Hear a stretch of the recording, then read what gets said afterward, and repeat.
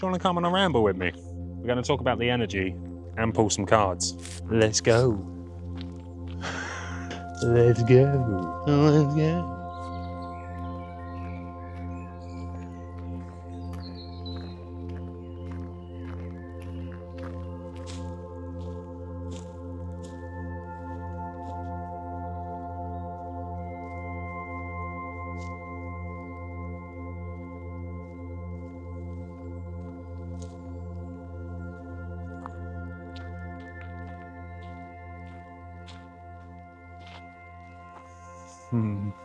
I don't know which way to go. That way? Or that way? This way.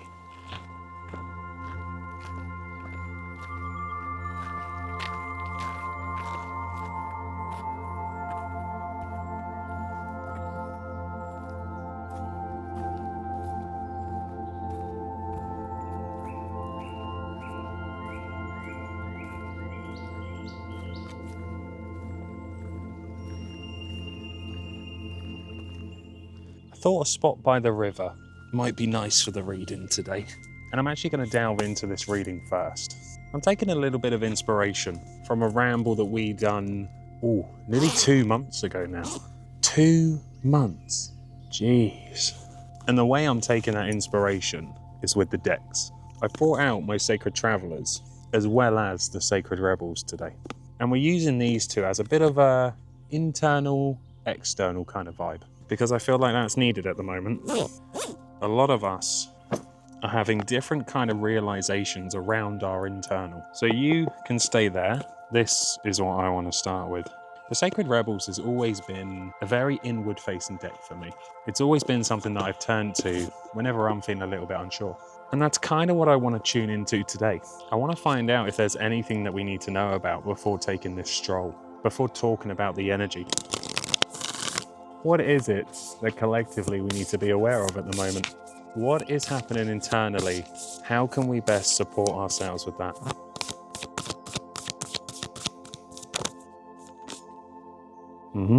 Pandora's Gift. Okay, don't see that one come up that often.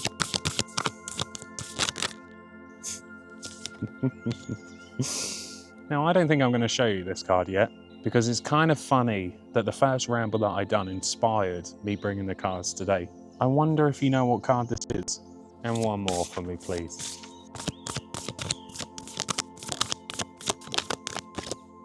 Do we want one more? Do we need one more? Yes, we do. That does make a lot of sense.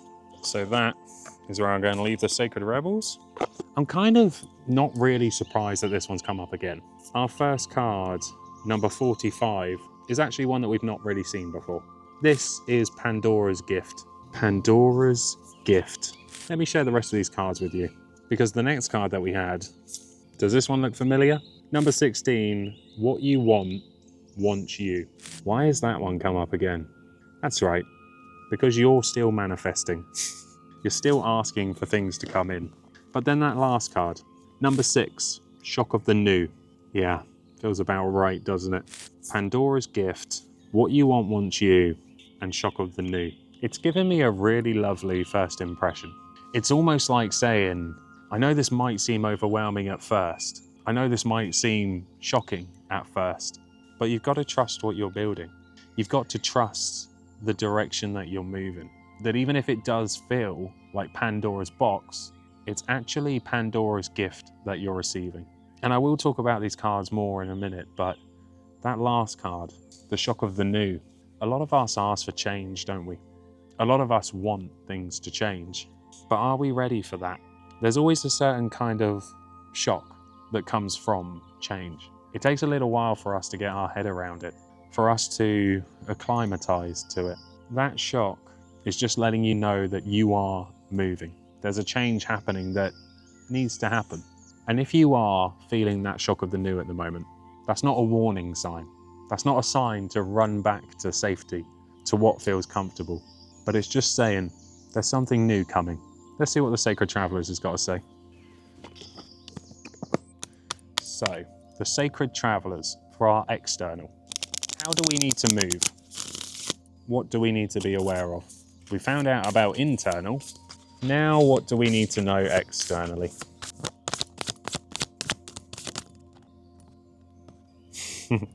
That's a very comforting card.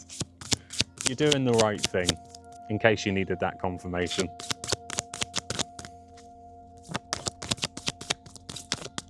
Oh, there's two. That's so fitting. Before I even talk about these, well, I don't think I'm going to. Should we take a walk? I think we should. Come on. I found a tree that needs a hug. Do you need a hug, little buddy? All right, come here, just a quick one. Oh, that's better. Yeah, there we go. Don't know if I needed that more than you did, to be honest with you. I think probably I did.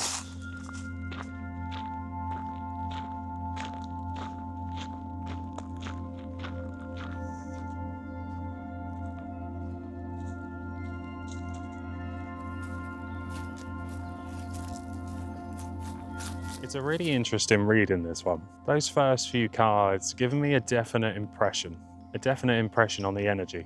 But without me getting ahead of myself, let's start from the beginning. Pandora's Gift. I think a lot of us are avoiding opening up Pandora's box. And don't get me wrong, there's a very good reason why. We've been told stories of how dangerous and scary Pandora's box is. But the problem is we don't even stop and think for a second whether there's actually a gift to be found in there. And maybe if we just have a little look inside to see what wondrous things are actually around us, I think we might be quite surprised on what we actually do find. You're being called to open up that box. You're being called to trust what's inside. And I know that that trust might be a hard one. That leads us into our second card. What you want wants you back. I think you've convinced yourself that this dream of yours, you convinced yourself that it's unrealistic, that we're not actually able to achieve that goal. But remember what I said about Pandora's box. Sorry, Pandora's gift. There is a reason why you're being led on this path. And that reason is because what you're trying to go after also wants you. And then the shock of the new, the adjustment period. It is always really difficult to get used to change. But I need you to understand, kind of like the last card, this is here for a reason. And this shock, we can get used to it. That shock isn't going to be there forever. It's not going to have as much of a sting as it does now. And I know change is scary. Change is really, really scary. But that's why I've got these cards in here. These three, you're actually already doing a lot of this. That's why we got cards like the shock of the new, Pandora's gift, and what you want wants you. Because you're already moving into this phase. I want to start with our first one, staying focused. The stay in focus card simply says, hold your course. You're aiming for something here. You already have your sights set on it. So keep holding the course. It's one of those quietly carry on cards, which is a bit of a love-hate relationship with those cards. They're asking you to stay focused. Whatever effort you're putting in, whatever direction that you're moving into, keep moving in that direction. And this one, Desert Passage, it says trust that there's a divine plan. Now, is that not a little bit familiar? Oh yeah, kind of came up with this one, didn't it? Oh, and it also came up with this one here. There's a reason you're heading to where you're heading. It looks intimidating, should I say. It doesn't always feel like the safest way to go. It doesn't always feel like that is the passage that you're meant to be on. Trust. Stay focused. Keep on holding that course because you're kind of already trusting that there's a divine plan already. So why not carry on? And what was that last card I hear you say? It's just a little reminder that when we need peace, find peace. This is solitude. And it says in silence, peace prevails. It's not easy doing this. Manifesting, trusting, believing that you're moving in the right direction. It is not easy. So sometimes we do need this. Sometimes we need a little bit of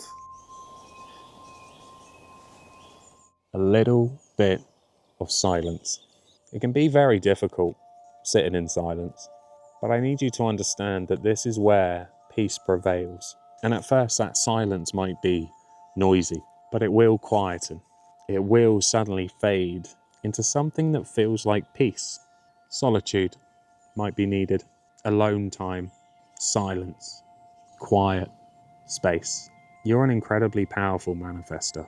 So why not manifest a bit of peace? Why not manifest a little bit of quiet, a little bit of solitude? I love the cards that we chose today. It's like a quiet mix of keep on going. You're manifesting, and what you're manifesting is also working its way towards you. So don't be shocked when that new turns up. Trust that there's a divine plan and it's meant for you. So how does this relate to the energy? Let's talk about it.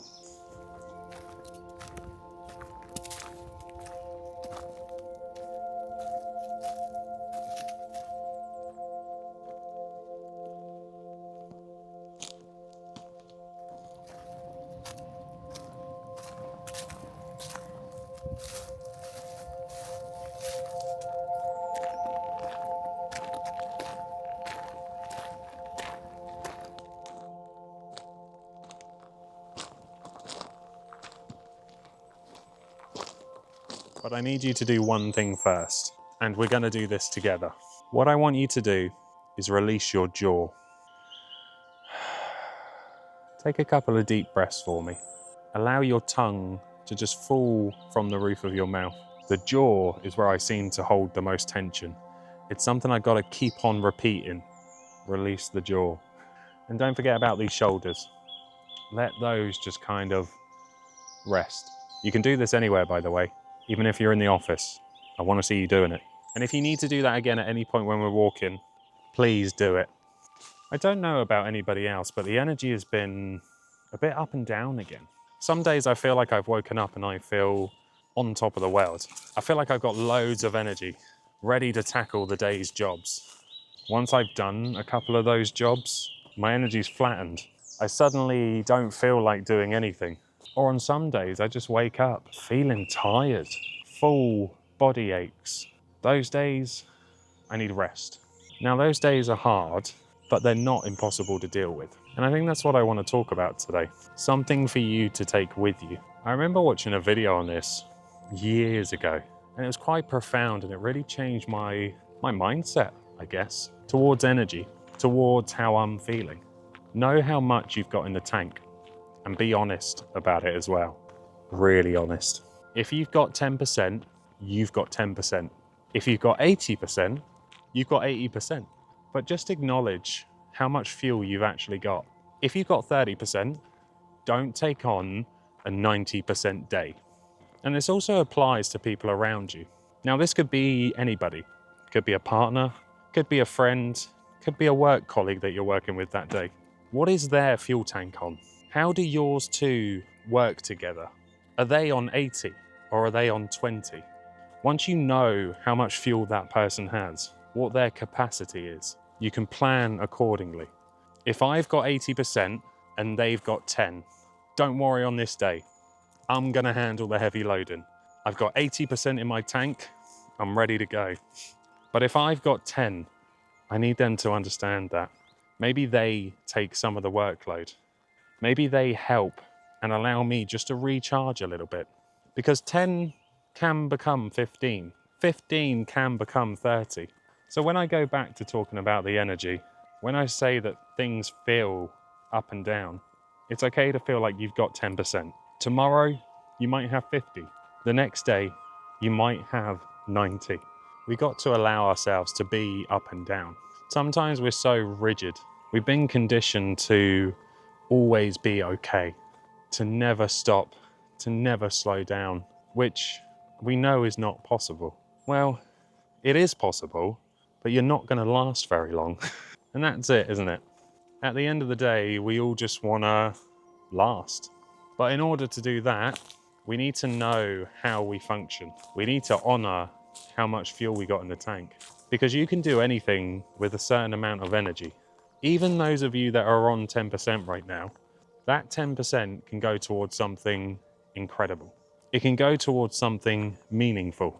And I don't really know what I'd advise regarding this energy. The cards told us to keep on holding the course. You don't need to panic and try to force it to be done, but just keep taking steps. Trust that there's a divine plan underneath your feet. Trust that you are manifesting, and just don't be shocked when it comes in. Thank you for unclenching your jaw. You were doing it again, weren't you? You were doing it again. Unclench that jaw. Drop the shoulders. I appreciate you for taking what resonates. Even more so for not taking what didn't resonate. If any of it didn't, just leave it out here. That's not meant for you, and that's okay. It was a calmer kind of reflection today, which the energy's asking for. That, and I've got about 15% left. And that is okay.